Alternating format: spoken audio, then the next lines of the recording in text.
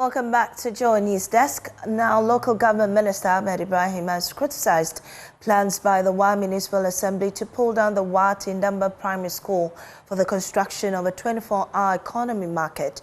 He says that neither he nor the minister or President John Dramani Mahama has sanctioned that. He disclosed that the market will be constructed, but at a different location in the municipality. Rafiq Salam reports.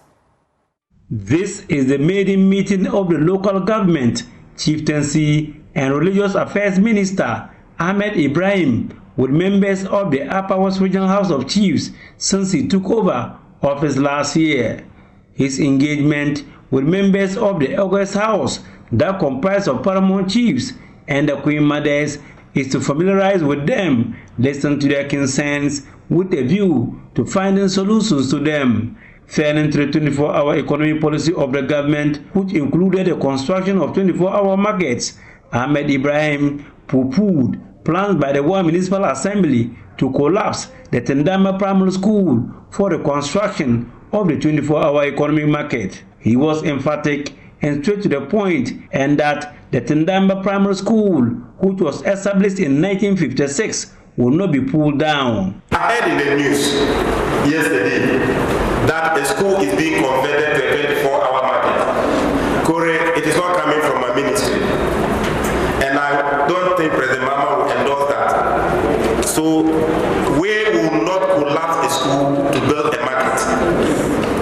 Even if somebody has taken that step, that person needs to consult the Minister of Local Government. That notwithstanding, he asserted that the market will be constructed at a different place rather than raising down a 70-year-old primary school. Koro, we are building 261 markets in 261 districts. And we do the location together with the traditional authorities. And it must be a place that can be used 24/7. So if it is a school, don't go and raise that a school that is over 70 years old. That is not coming from the office of the president or the minister for local government. But that does not mean that the market will not be built. The market must be built, but join forces together, pull ideas together, consult together, and you get another strategic location where the market must be built. But to say you are going to raise a whole school, at least we should learn lessons from when we pull down judges' houses to say we are going to build a cathedral.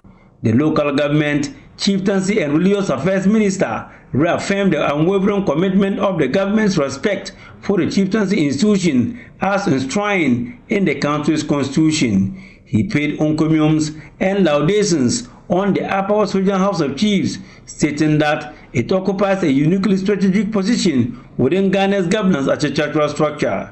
The Banda legislature, however, conceded that despite the critical role played by the chiefs and the Queen Mothers, they face enormous challenges. He penciled steps taken to tackle some of them. Government have taken steps to have the amount allocated for adjudication of cases every quarter increase from 30,000 Ghana cedis to 50,000 Ghana cedis, effective 1st April 2026.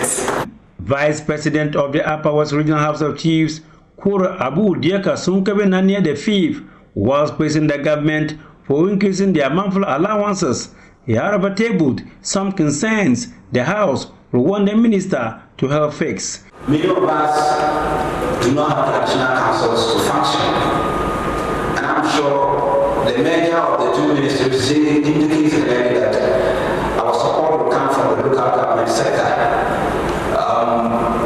We play an important role in terms of mobilizing people and resolving conflicts which would have in our absence evolved to become very deadly.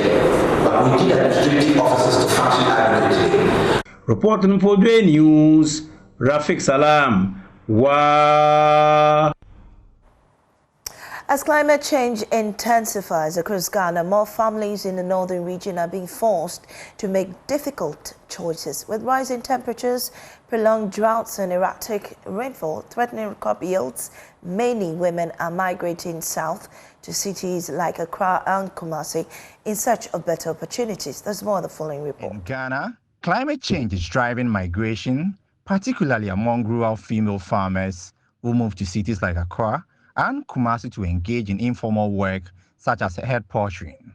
While often viewed as a negative consequence, this migration has become a crucial strategy for household resilience, with migrants sending remittance back home to help families cope with climate change impact. Remittances serve as a safety net, enabling families to adapt to changing environmental conditions.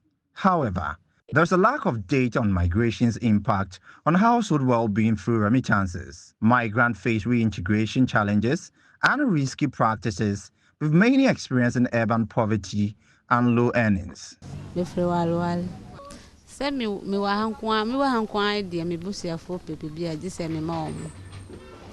Mama omo ahwan na be kwa akoma omo me ye adwuma na omo pa bibia me wo bi nkwa de mema me ne bi kura me force anya bi ama omo me busia nkwa na wo me ba na eda me nan su me se me nye adwuma me se this kama me mama no asham me free wala ha se ye bre no ba ye krom de ye mbre sa ye mbre so ye nye sika wo ho no anso bre obenya bi so ne de ento wo ho no nti me aduane na ntima anye bebre se da ya no ntima anye se ne mo te se me ba no sa no hu fa na mo be ka kire na mama o musika ene me nwia mo.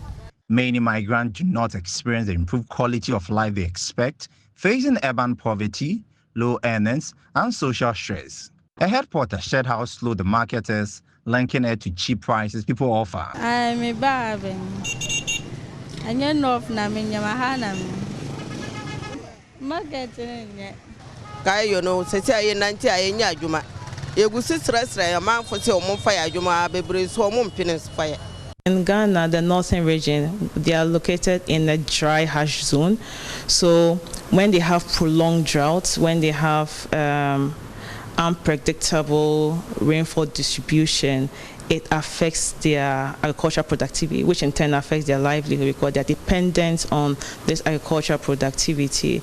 So when they come, they get some money and they send it back home. And that's known as remittances. The household then can use the money to supplement their income. So remember that the agricultural productivity has been affected because of the negative effects of climate change. In fact, the studies prove it, that households that receive remittances are much more likely to build climate resilience as compared to households that do not receive remittances. In a further development, Dr. Gatchet says migration is often viewed negatively due to the strain on social amenities in urban centers, but this is the time for government to intervene. For migration to be promoted as an adaptation tool, the government needs to acknowledge it as an adaptation tool. When you look at the National Adaptation Plan, it's not explicitly stated that migration is an adaptation. So we need migration to be accepted as an adaptation tool or acknowledged as an adaptation tool.